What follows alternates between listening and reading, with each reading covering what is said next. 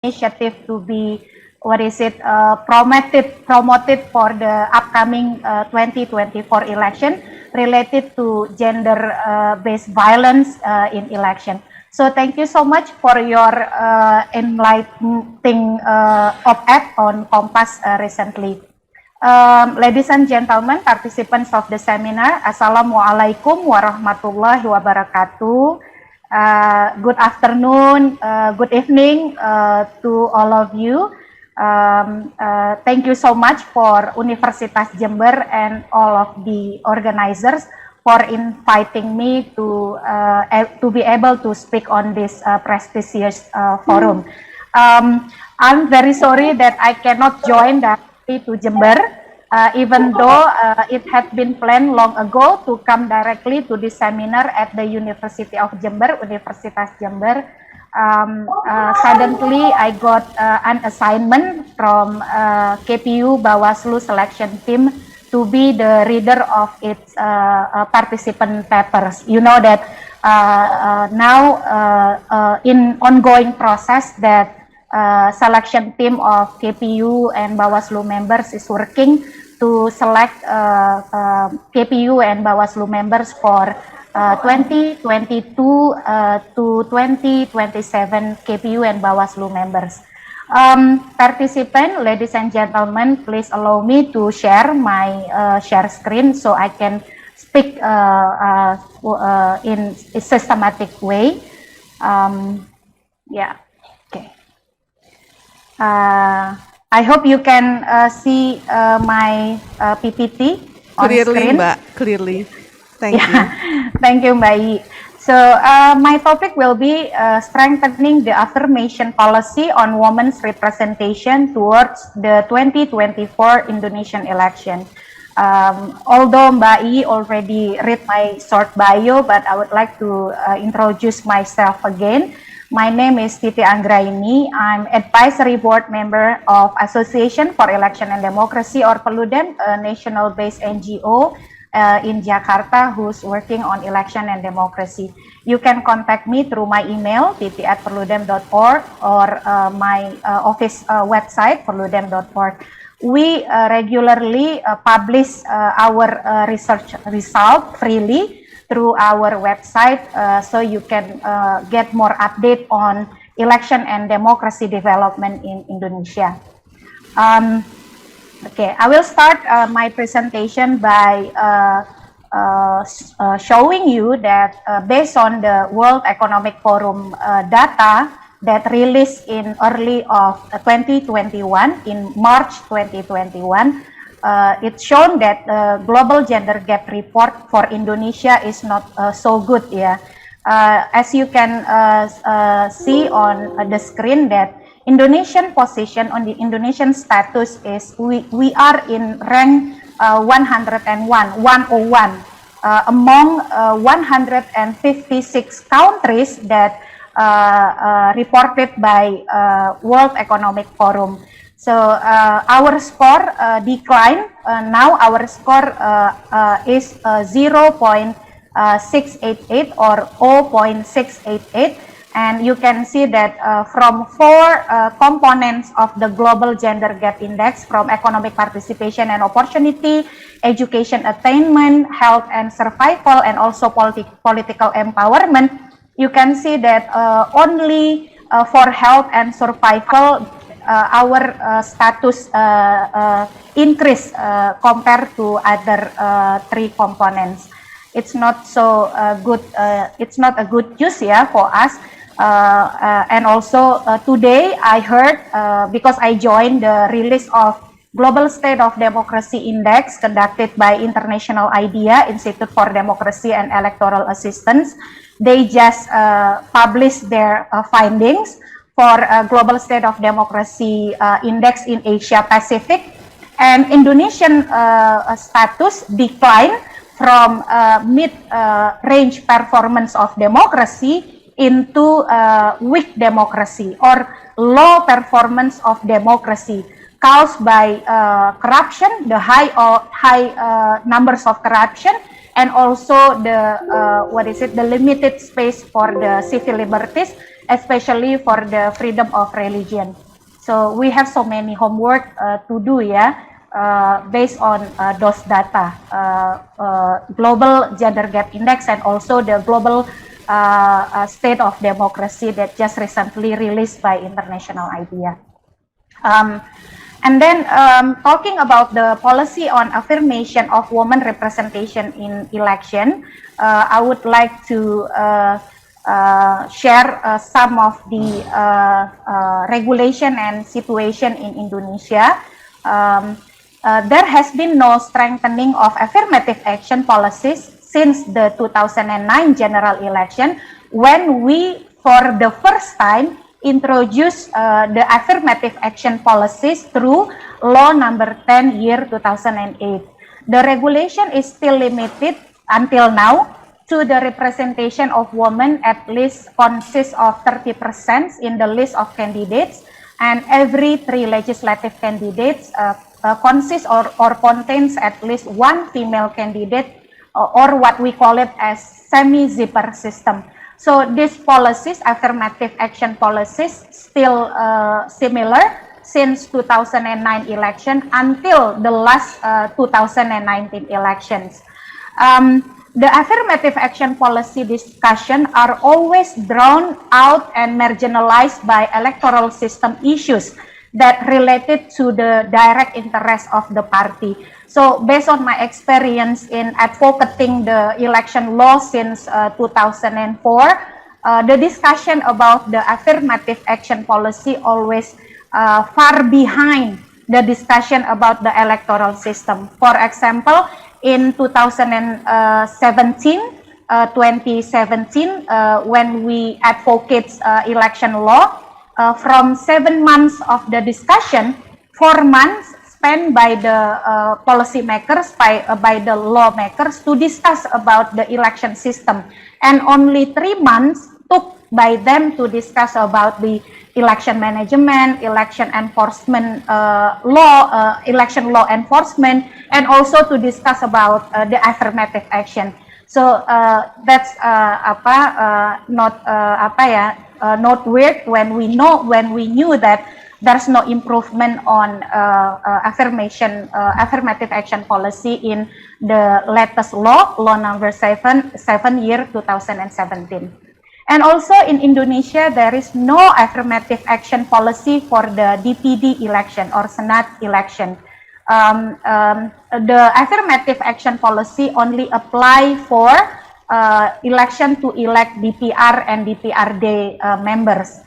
And also there is no affirmative action policy for the presidential election and Pilkada, especially when we implement the election presidential nomination threshold. It's also make more limited space for women to be nominated in election.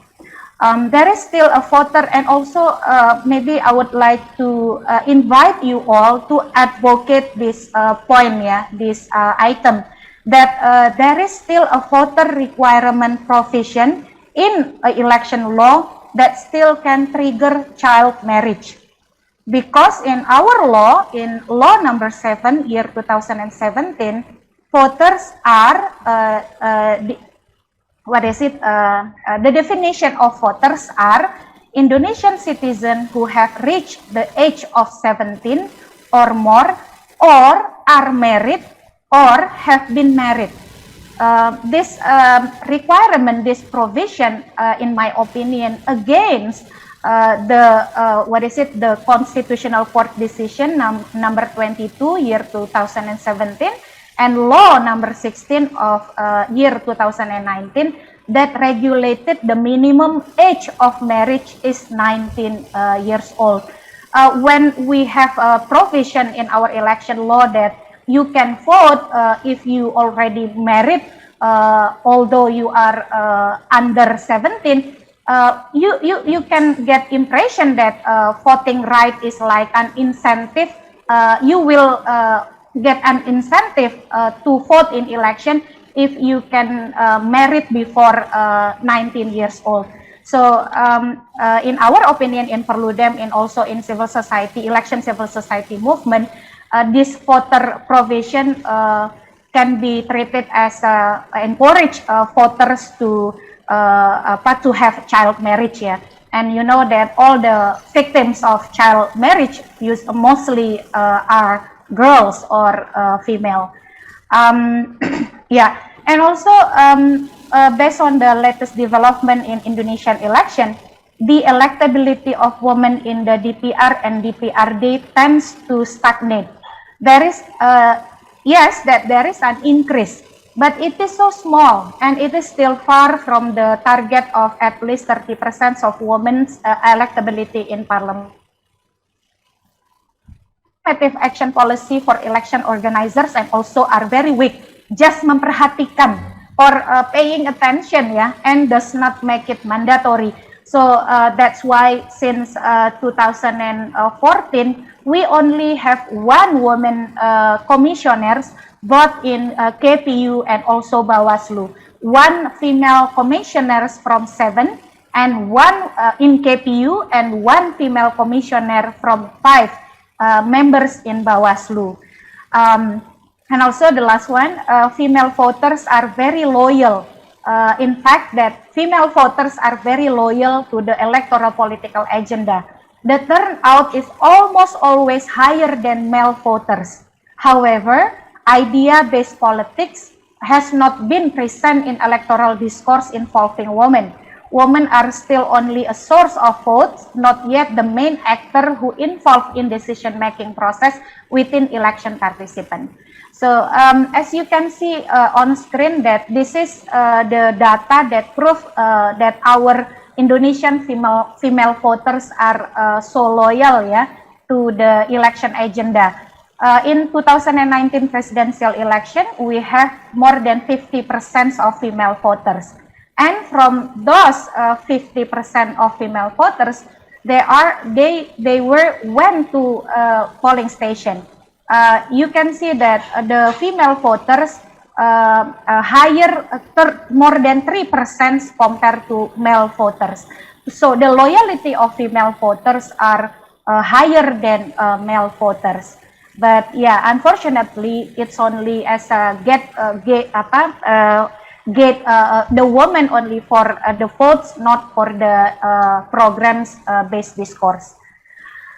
This is the data of women electability in our national parliament in DPR. 2019 election shown us that the highest numbers of elected female MPs in DPR since the first Indonesian election 1995 until 2019. We reach the highest elected female MPs in parliament, 20.5%, or it equal with 118 female MPs elected in parliament among 575 members of DPR. But it is still far from minimum 30% as we are expected.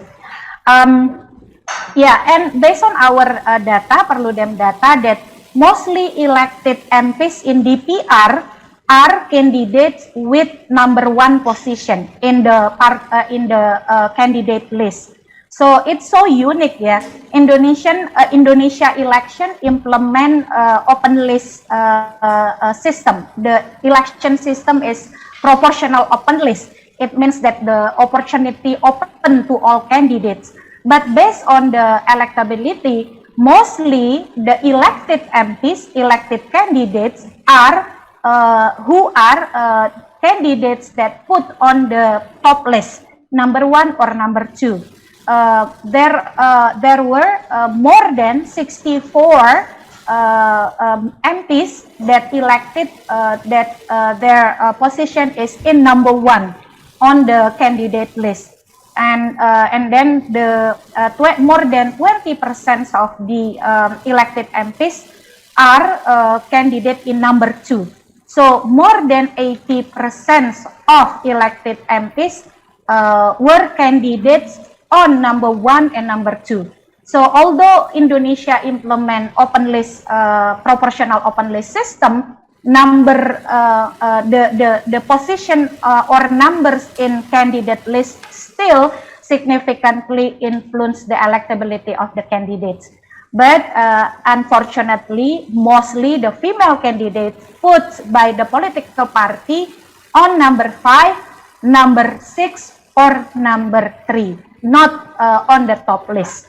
Although the fact shown us that mostly the elected candidates who are the candidates on number 1 and number 2.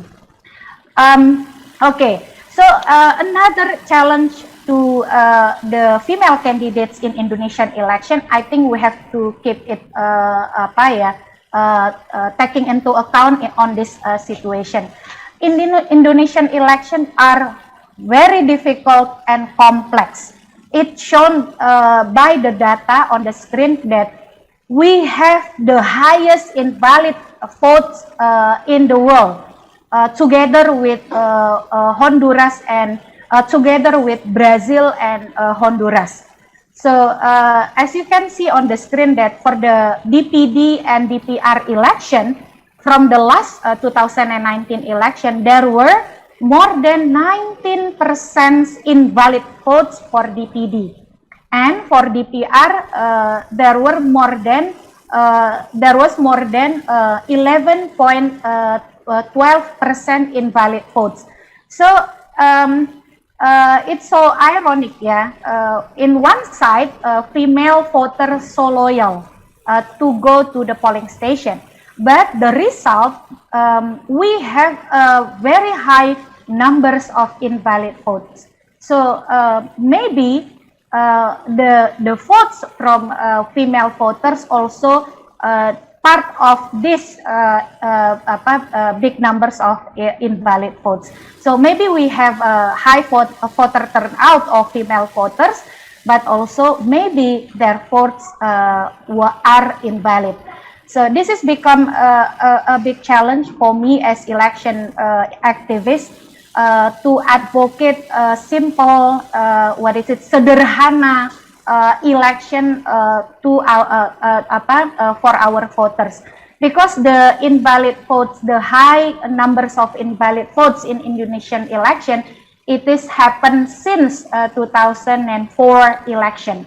So this is not unique only for 2019 election, but the high numbers of invalid votes in Indonesian election occur or happen since 2004 election, 2004.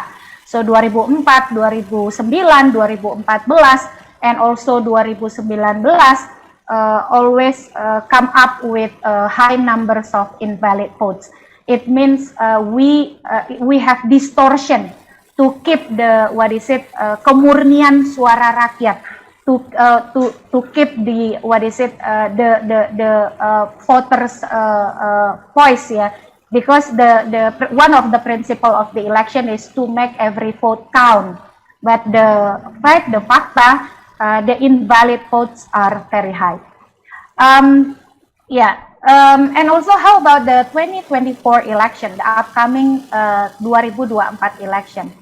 Indonesia will hold concurrent election to elect the legislature and president at the same time, what we call it as a pemilu serentak.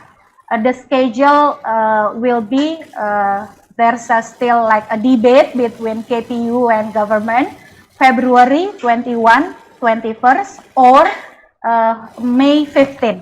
So KPU proposed February 21, and government proposed May 15.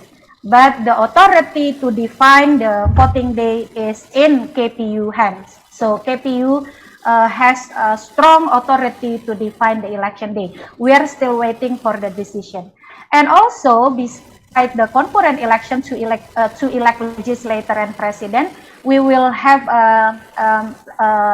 we will elect also regional heads throughout Indonesia, or pilkada serentak nasional in November 2024.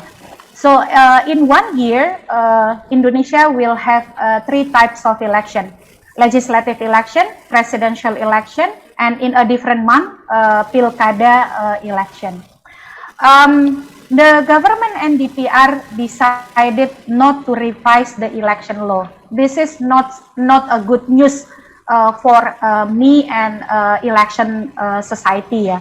So therefore, Law Number 7, year 2017 is the legal basis for the implementation of the 2024 general election. So we will implement the same legal framework between 2019 election and 2024 election. Innovation in election administration, because there's no revision of the election law, will be depend on technical arrangements by the KPU and Bawaslu. So the innovation, the progressive approach will be rely on KPU and Bawaslu decision. And and also there are no changes to the affirmative action policy to strengthen women representation in parliament. Because we don't change the law, it means we don't change the affirmative action policy for our elections. And also to strengthen affirmation depends on the goodwill and commitment of the leadership of each political party. Because we don't have improvement on the affirmative action policy, so for the upcoming election, the goodwill and commitment of the leadership of each political party will be our solution, if I can say so. And then how about to strengthening women representation in the 2024 election? First, relying solely on affirmative policy is not enough. Affirmative policy are currently still seen because affirmative policies nowadays are currently still seen as burden rather than a necessity in Indonesian election. When I met with the party leadership, they always say that because of you always promoting affirmative action policy, I face so many difficulties in nominating my candidate because there's no resource, woman resource to be appointed as a candidate. So they don't treat the affirmative action policies as like ideology, as a paradigm, but as a burden for the political party. Affirmative policy should be internalized into cross-sectoral issues, paradigms or ways of thinking in party life and election administration. Awareness and internalization of this paradigm require institutionalized and consistent political education and regeneration. So women need, and also to support women representation in election, women need a clean, fair, and democratic ecosystem and political environment to be elected. Not enough only rely on the affirmative action policy. Although we have a good affirmative election policies, affirmative action policies, but if we cannot provide a clean, fair, and democratic ecosystem, it is still not easy for female candidates to be elected in Indonesian election, especially when we implement the open list election system. And also, high cost politics and transactional practices are one of the biggest obstacles for women in contesting in Indonesian elections. So, okay. So what we can do? This is will be my last slide after I provide you with all the problems and challenges and also obstacles. In my opinion, synergy and solidity of the pro-woman movement is very much needed in internalizing the strengthening of women nomination in the 2024 election. This includes how we encourage party leaders, how we, the pro-woman movement organization, encourage party leaders to place more women in strategic position in the party election winning body.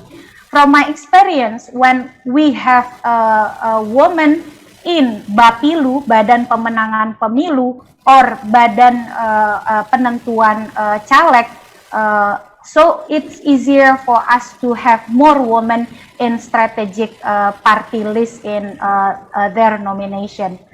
And then women candidate should be encouraged to be placed by political parties at number 1 in at least 30% of the electoral districts.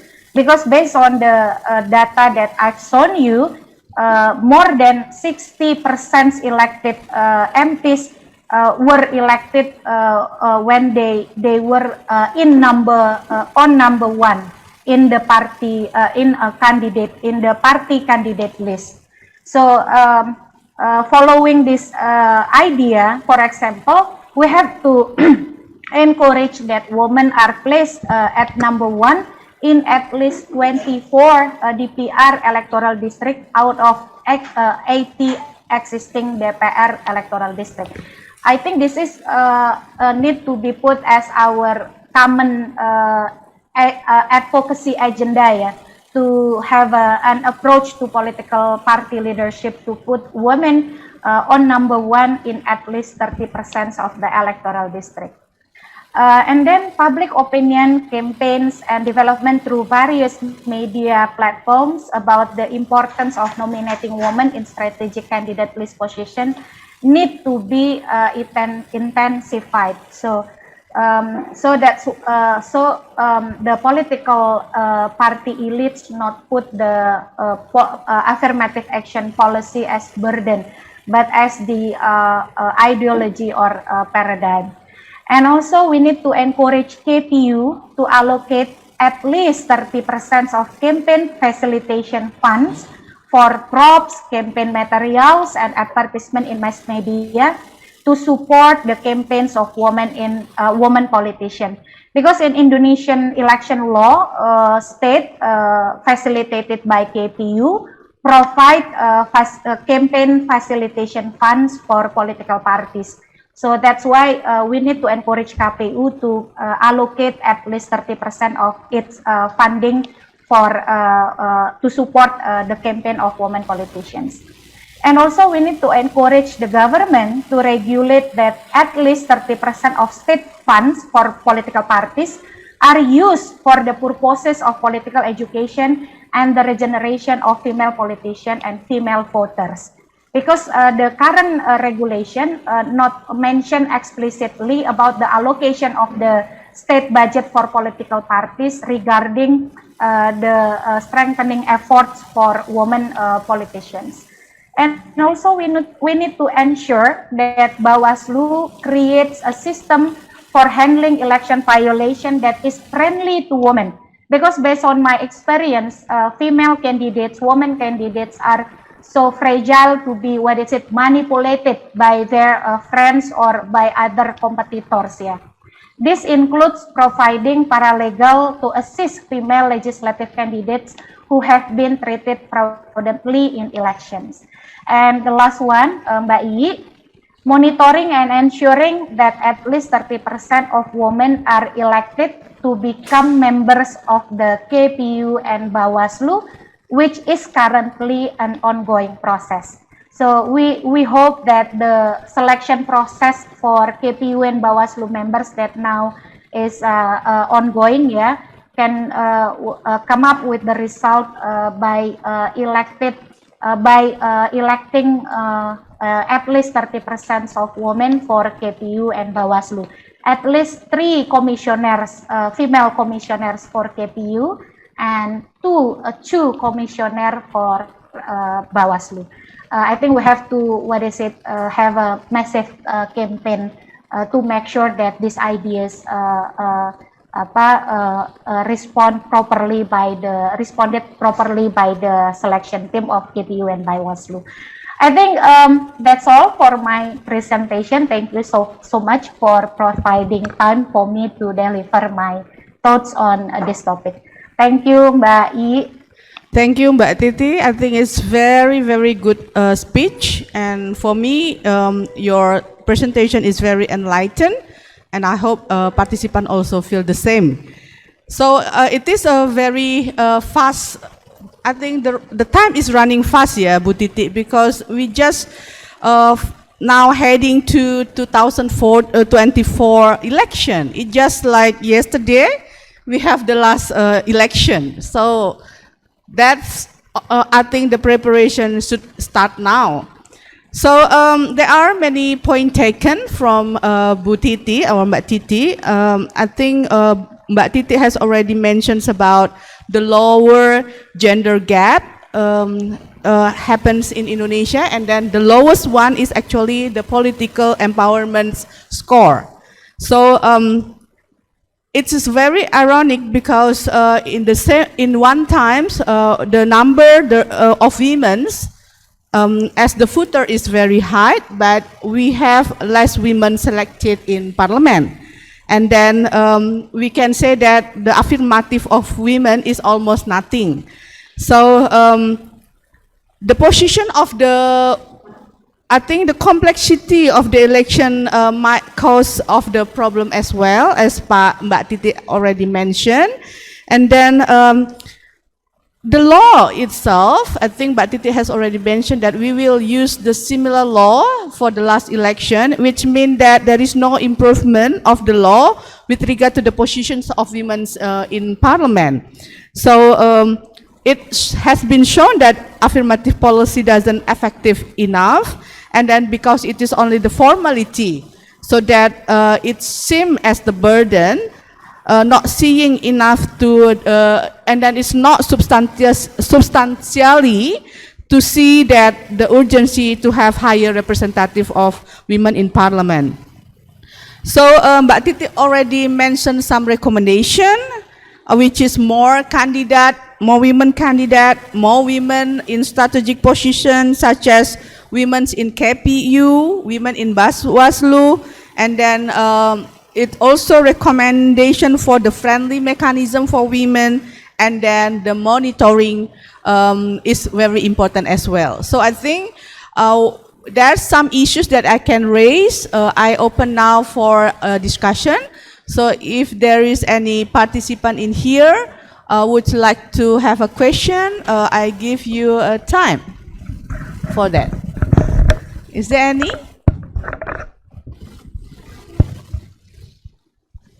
Yes, Mas Hanif, please. Okay. Thank you very much, Mbak Yi. I am shaking because in front of me there are two great women speaking about women in politics. I don't know whether I know really well about the women in politics, but if I may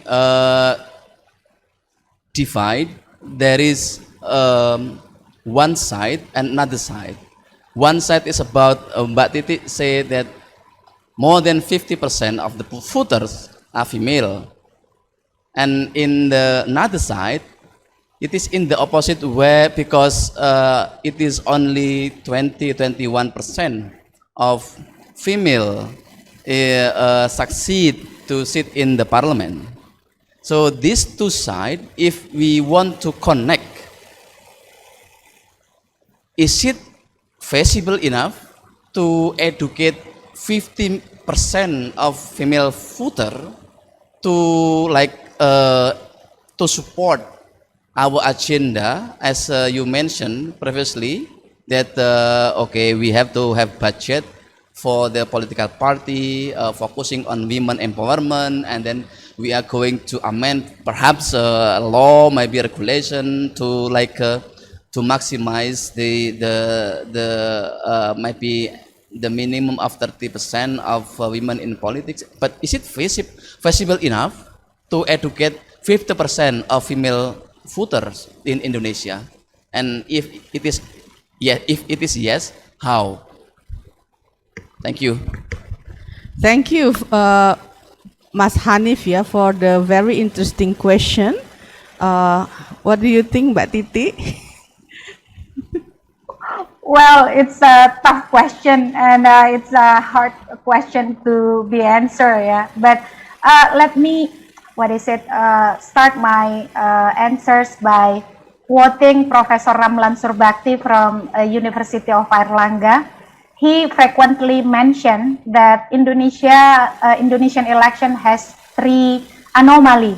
I mean, it's not a three anomaly, but three characters that recognized by the world. And among the, sorry, not three, but four characters of Indonesian election. First, we have the most complex election system in the world. Kita punya sistem pemilu paling rumit di dunia, the most complex election system in the world.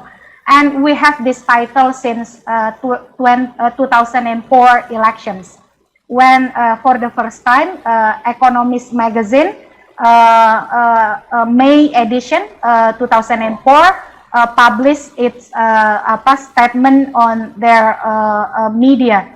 The second one, we have the biggest one-day election in the world, pemilu serentak satu hari terbesar di dunia.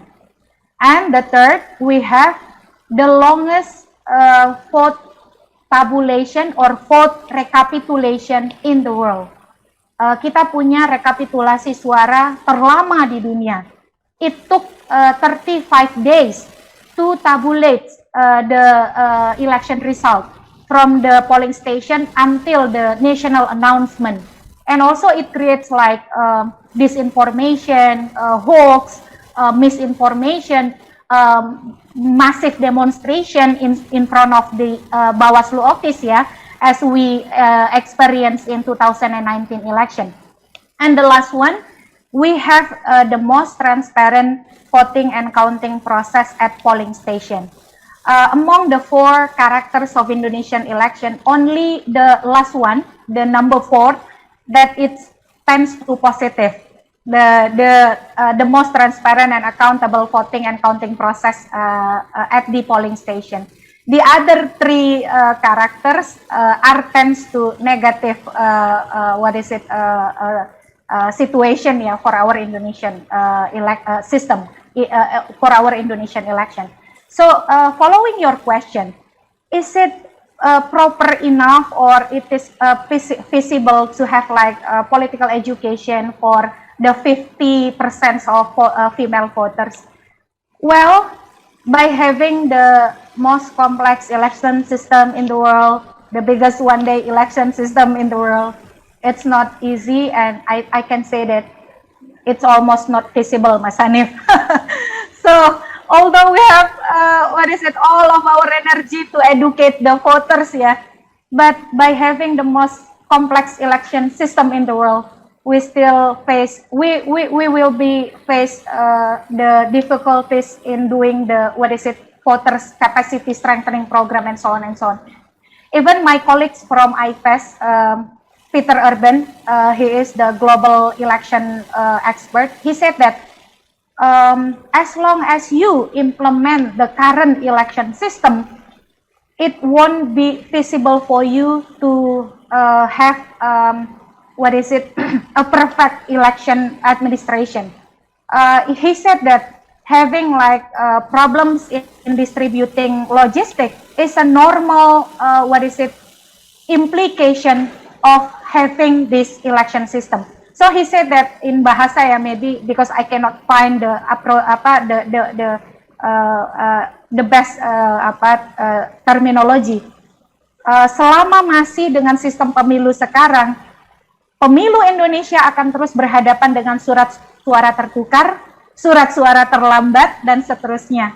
Because we have a very big size of election anatomy, geographically, the numbers of voters, and so on and so on. So we have to, to do more on the electoral engineering, especially on our electoral system, Mas Hanif. Because I think it's not only about the capacity of the voters is not only about having the political education, but having a simple election, a more, sederhana and easy election is needed by our voters, especially by the female voters. That's the first response. And the second one is, it's anomaly, because we implement the proportional open list, but we still have the numbers, the party list, nomor 1, nomor 2, nomor 3, in a big size of electoral district. So female and candidate face so many doors to get the nomination. When we change the system from closed list to open list, because we try to avoid the transactional politics within the political party. But as you maybe heard in many cases, that to be placed in number 1, you have to pay. You have to be close with the party leadership. So you face so many transactional politics to get the strategic numbers in a party list, and also to compete among the candidates within same party, and also to compete with another candidates from different political party. So the election becomes so very expensive. That's another challenge of our election, ya Mas Hanif. Maybe I can say that election in Indonesia is one of the most expensive election in the world.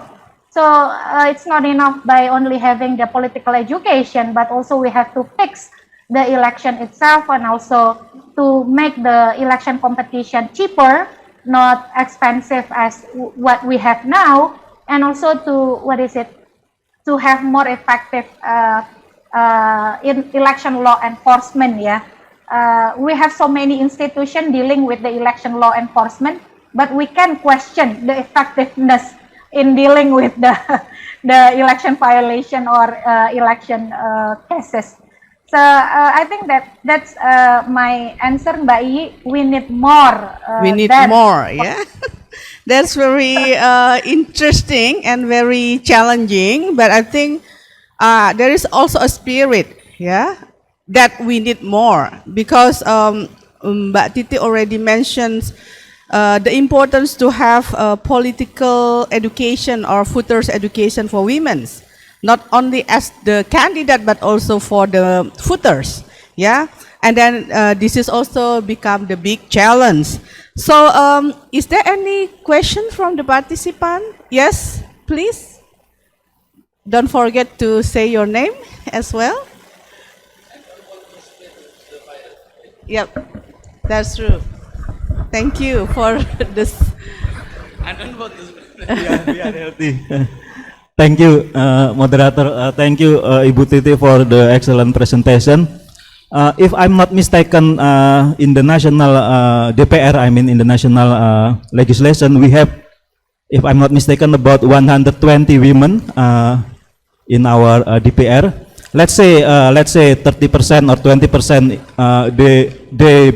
they are become member because of the connection, because that's the reality. But let's say 70% or 60%, they are very struggle, start from the campaigns and a lot of to do. So I just want to discuss with Ibu Titi what we can learn from those 60% of women that now they are in the national legislation. You already explained the barrier, the obstacle, the difficulty, the situation in the real politics that still probably make women candidate is more difficult. But at least we have 60% or probably 100 or 90% of women in our national DPR. So probably we can learn from them how they get success to be the anggota DPR because of the team success or the other factor that we can learn. That's one of my question. And my second question is, I think you already explained very good about those factors that make women candidature is still low. They are individual factor, they are institutional factor, and they are also the system. So maybe if you can suggest for our women candidate for the next election, which factor that probably they can push or they can focus more. Individual, that means they need to increase their capacity or their agency or their recruit their team success or change to the system. But you already mentioned we will use the same law for the next election, so it is no time for us to change the system. Probably the institutional, but already you mentioned also those factor in our political party, how we need to deal with the leader of the political party. So there are factor probably you have tips or suggestion for our next women leadership for the next election. Which factor that probably we can focus more to get a success in the next election. Thank you, Ibu Titi, very excellent presentation. Thank you, Pak Anton from Mahidol University. I think I saw there is one question from the Zoom, that is Budita. Budita, would you mind to share your questions by yourself?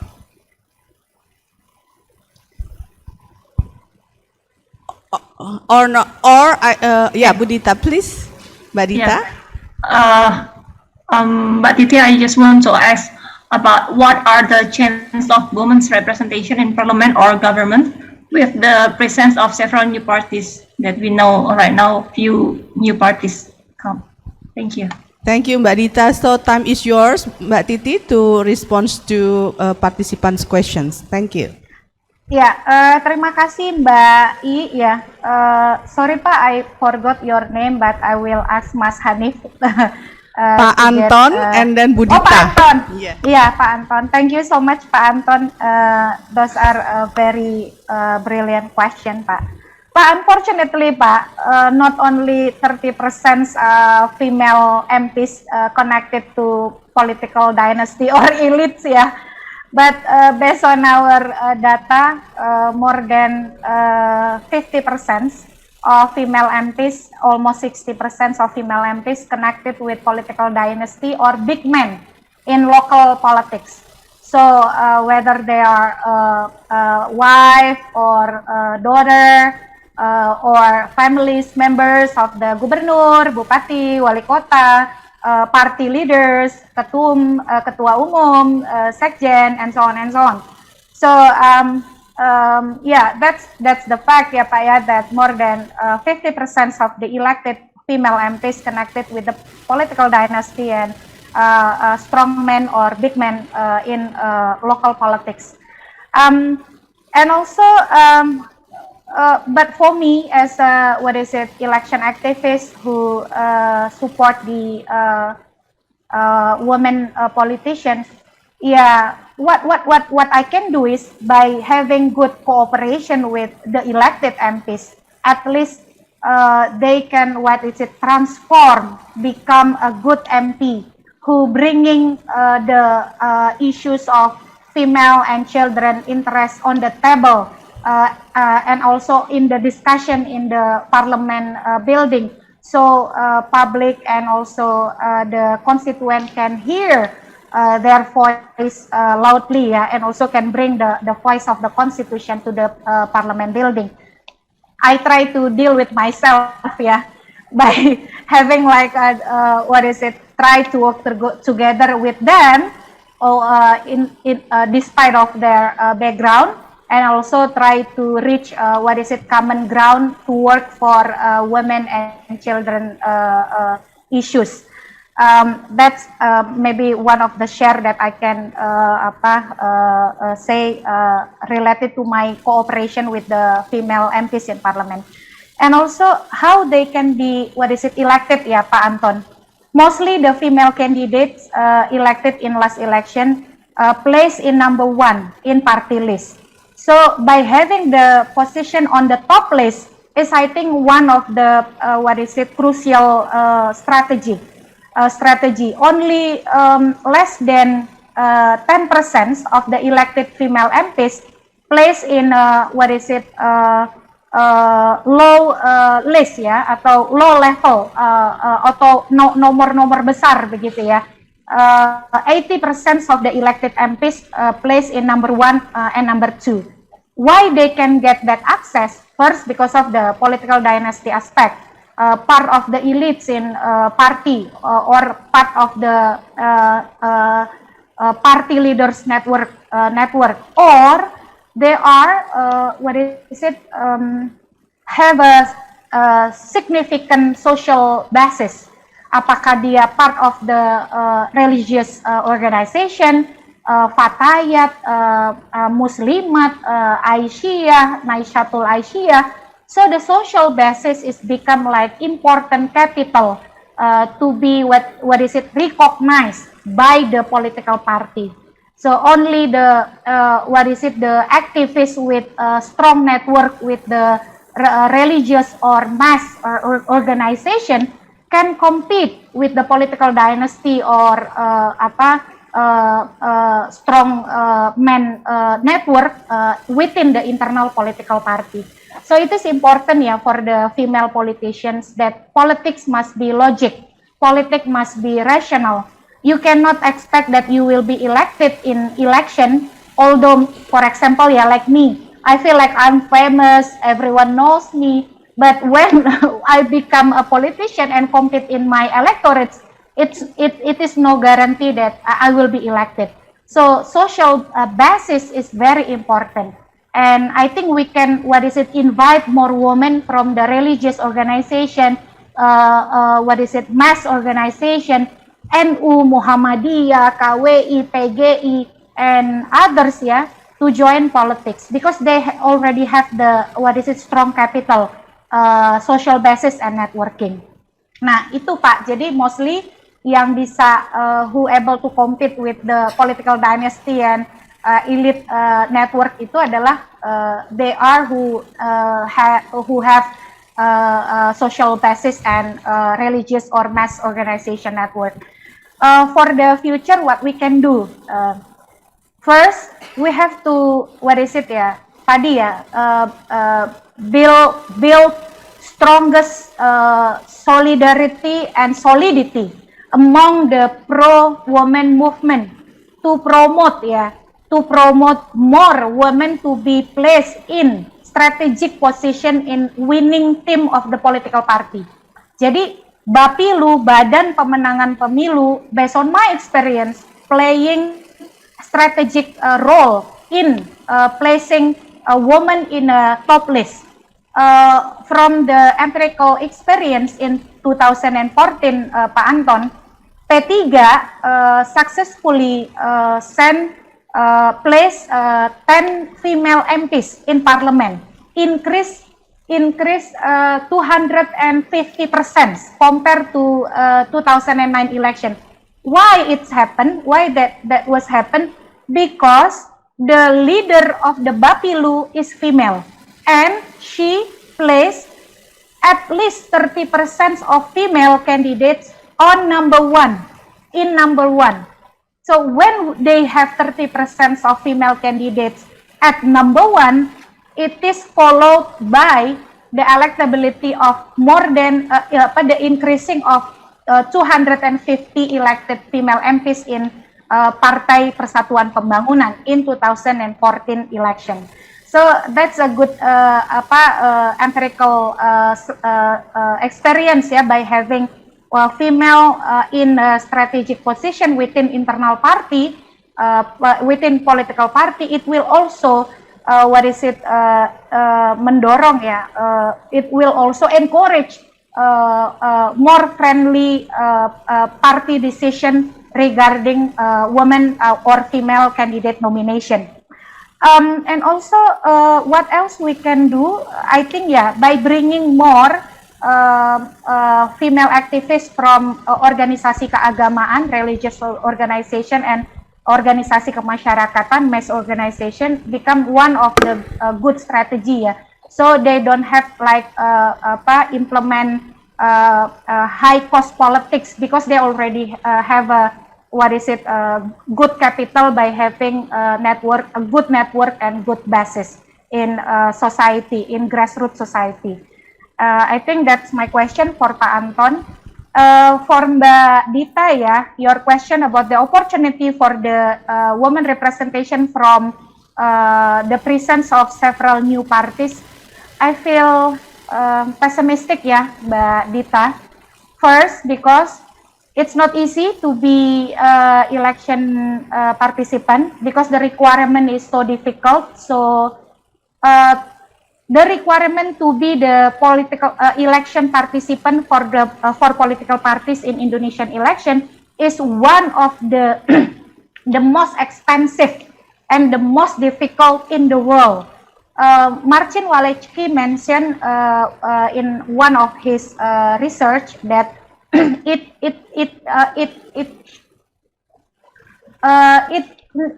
needs at least 10 to 15 million US dollars to establish political party in Indonesia to be able to compete in election. 10 sampai 15 juta US dollar untuk bisa menjadi peserta pemilu in Indonesian election.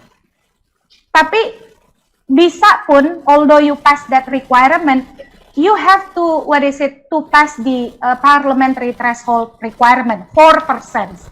So, yeah, for me, by having so many barriers to entry for new political parties, it's not, I feel pessimistic that we can have like alternative from the new party to increase the woman representation, because we face so many we face multiple barriers to entry, especially for the new political party, not only to become the election contestant but also to gain seat in national parliament. I think that's all, Mbak Mbak Iyi. Mbak Titi, thank you very much. Yeah, I think please give our appreciation for Mbak Titi. Yeah. So, dear participant, I think time is for us to close the session, and then hope that we have a lot of point taken for this late afternoon session, and then we have a good evening. Hopefully that we will meet you again tomorrow, and then again, thank you Mbak Titi for very, very interesting speech and discussion. Thank you so much, and then I will end the session. Thank you, Mbak Yi, Mbak Titi. To be honest, I never like mathematics, but I like your presentation, even though it is about math, about percentage, about calculations. So I like it very much. Thank you very much, everyone. This is the end of this